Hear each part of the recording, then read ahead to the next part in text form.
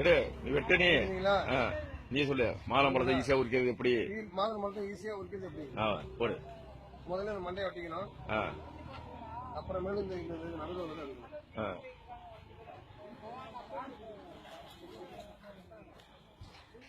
விட்டு அப்படியே வளர்ச்சி எடுங்க.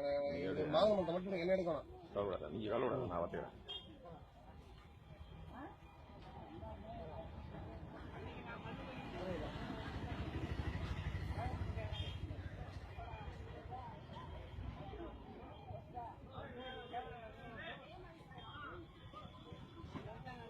இது எடுத்துருங்க. எடுத்துட்டீங்களா? அப்படியா? அப்படியே